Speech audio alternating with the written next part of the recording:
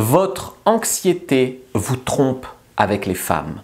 Bonjour à tous, c'est Fabrice Julien, coach auteur expert en séduction depuis 2010, notamment auteur de Comment devenir plus séduisant et savoir conclure avec les femmes. Et j'ai envie de vous parler d'un des plus gros obstacles des hommes en séduction, c'est à quel point leur anxiété les trompe. L'anxiété, en fait, elle arrive comme un signal, le signal que c'est important pour vous. Le signal que ce que vous allez faire est important pour vous. Parce que si tu vas parler à une fille dans la rue pour lui demander où c'est l'Arc de Triomphe ou quelle heure il est, tu n'auras pas d'anxiété. Si tu vas lui parler parce qu'elle te plaît et que tu veux avoir son numéro, tout de suite il y a de l'enjeu et il y a de l'anxiété. Donc est-ce que ça veut dire que dès qu'il y a de l'anxiété, vous ne devez pas le faire? Au contraire, c'est souvent que vous y prêtez de l'attention, de l'intérêt. Il y a des filles, par exemple, quand j'étais avec mon ex et qu'on faisait des plans à 3 avec des filles, eh bien, on les invitait sur Tinder et il y en a qui disaient « Je ne sais pas si je vais venir, finalement, j'ai mal au ventre ». Oui, mais elle avait mal au ventre parce qu'elle avait envie de réaliser son fantasme de faire un plan à 3 et du coup, ça l'a stressée, ça lui donnait mal au ventre. Mais dans l'action, elles n'avaient plus mal au ventre après. Donc, tu vois, des fois, elle pourrait interpréter ça « J'ai mal au ventre, donc c'est le signe que je ne dois pas le faire ». Et du coup, elle évite de réaliser ce qu'elle avait vraiment envie de faire. Donc, il faut vraiment différencier j'ai un peu d'appréhension et j'ai carrément peur, je ne dois pas le faire. Évidemment, si le gars dit à une fille « Viens chez moi dans ma cave avec mes potes », elle a peur, ça ne veut pas dire qu'elle doit surmonter son anxiété, d'accord? Là c'est un vrai signal de peur. Mais très souvent, c'est juste un petit signal d'anxiété parce qu'on a vraiment envie de faire les choses. Donc des fois, effectivement, ça va te protéger. Mais très souvent, au contraire, ça va te bloquer, t'empêcher de vivre ce que tu as vraiment envie de vivre. Il y avait un truc qui résumait bien ça, c'est de dire que les plus belles expériences de la vie ont souvent lieu hors de notre zone de confort.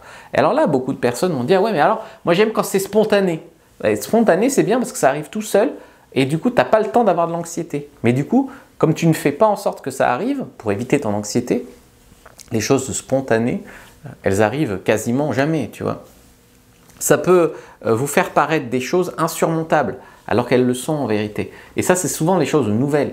Les premières fois que je suis allé parler à des filles canon dans la rue, bah, j'avais peur et j'y allais pas. J'ai eu des fois des moments où je marchais vers elles et puis je l'évitais au dernier moment, enfin, des choses comme ça. Et puis avec l'habitude, en fait, ces choses paraissent possibles.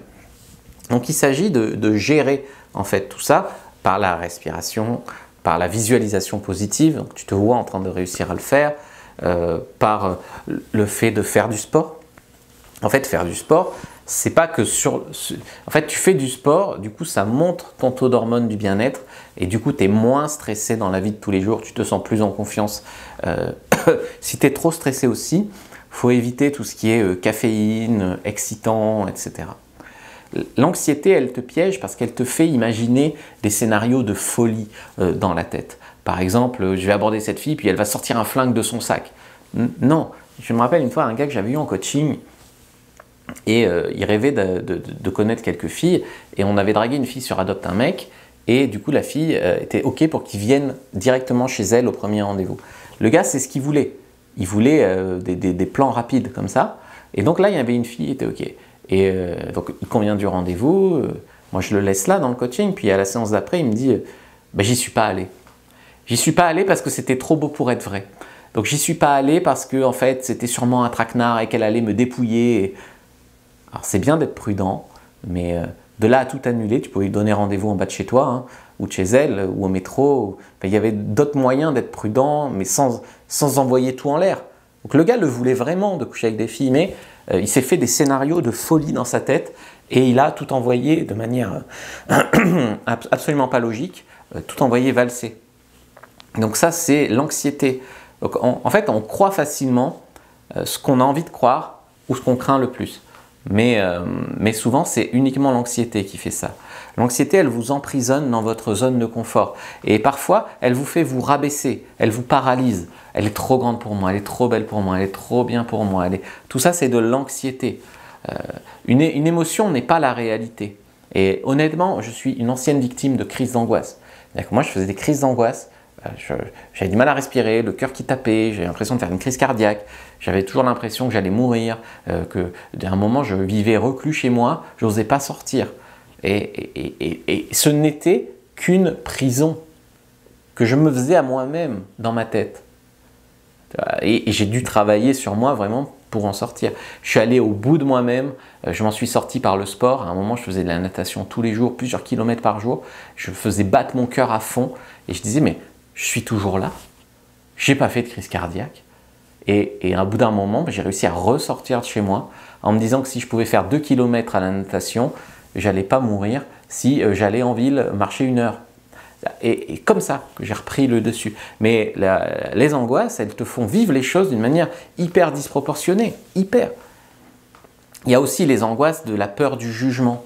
Donc tu as peur qu'elle te juge, qu'elle te dise non, et que en fait si elle dit non, ben, ça veut dire que tu es moche et que tu es con, et qu'en fait elle a raison, elle ne te connaît pas, elle te met un râteau au bout de 5 minutes, elle ne te connaît pas. Ou la peur du regard des autres, c'est-à-dire que les autres te voient prendre un râteau. Tu as honte. Tu as honte, mais tu as honte. Tu vois? C'est toi qui as honte. La honte, c'est en toi. Donc si tu n'as pas honte, tu n'as pas honte. Les autres gens, ils s'en foutent en vérité. Donc ça, c'est l'anxiété. Ce qu'il faut savoir, c'est que tout ça, ça ne compte pas. Tu vas swiper des filles sur Tinder, tu ne vas pas vivre le rejet, mais pourtant, il y en a plein qui te mettent non. Parce que tu vas voir que celles qui matchent. Dans la rue, c'est pareil. Tu vas aborder des filles, ça marche, ça peut changer ta vie. Tu peux rencontrer la femme de ta vie. Ça ne marche pas. Voilà. Moi, je ne m'en rappelle pas des filles que j'ai abordées à qui ça n'a pas marché. Tu te rappelles vraiment que de quand ça marche. Voilà. Tout le monde s'en bat les couilles de toi, en vérité. C'est ça aussi qui peut te libérer de l'anxiété. Votre anxiété vous fait peur d'être anormal, de ne pas y arriver, de ne pas y avoir droit, de vous comparer aux autres. Ça, c'est terrible. Sur Instagram, tu te compares aux autres qui ont tous l'air d'avoir une vie de rêve. Sauf que, ben, en fait, tout le monde est humain, en fait, mais ils donnent une image. Sur Instagram aussi, les commentaires sont hyper méchants. Les gens, ils ont une vie de merde, ils se défoulent sur toi. Tu ne peux pas faire ta vie par rapport à ces gens-là. Donc il faut cesser la peur de la comparaison. Les autres aussi ont envie de bien faire et ils sont stressés, ils ont des insécurités. Et tout ça, ça vous rend humain. Et je vais te dire que tu peux même être touchant en disant que tu es stressé. Par rapport, quand tu vas draguer une fille, tu peux lui dire, écoute, je n'ai pas l'habitude de faire des premiers rendez-vous, je n'ai pas l'habitude d'aborder une inconnue. Excuse-moi si je suis un peu stressé. Mais... Et du coup, ça, le fait de parler de ta faiblesse, eh bien, ça te rend touchant. Mettez l'accent sur ce que vous pouvez contrôler, changer. Et ayez la sagesse de faire confiance à la vie pour le reste. Par exemple, tu peux contrôler que tu vas aborder tant de filles. Tu ne peux pas contrôler qu'elles réagissent toutes bien. Tu peux contrôler que tu prends ta vie en main pour t'améliorer sexuellement. Tu ne peux pas contrôler si elle fait pas sa part du job. Il y a des tas de choses dans la vie que tu ne peux pas contrôler, mais si tu y penses, c'est vrai pour tout. Tu peux marcher dans la rue, mais tu ne peux pas contrôler si un pot de fleurs ne va pas te tomber dessus. Tu peux conduire ta voiture, mais tu ne peux pas contrôler s'il n'y a pas un chauffard en sens inverse de l'autre côté. Donc en fait, tu vois que tu ne pourras jamais tout contrôler. Et tu vivras jamais sans risque. Donc à partir de là, vis ta vie à fond. Il vaut mieux avoir vécu, je sais pas, je dis un truc fou, mais il vaut mieux avoir vécu 40 ans à fond que 70 ans en n'ayant rien fait de sa vie. Ça, c'est mon avis en tout cas. Bien sûr, moi aussi, je suis hyper stressé par des trucs dans la vie. Je suis stressé de toujours des commentaires hyper minables sur Instagram ou sur YouTube, des fois beaucoup moins sur YouTube. Beaucoup sur Instagram, c'est tout à jeter. Hein. Des gens hyper méchants. Tu sais, ça fait 10 ans que je vis de mon business. J'ai 1,5 million d'abonnés sur mes réseaux.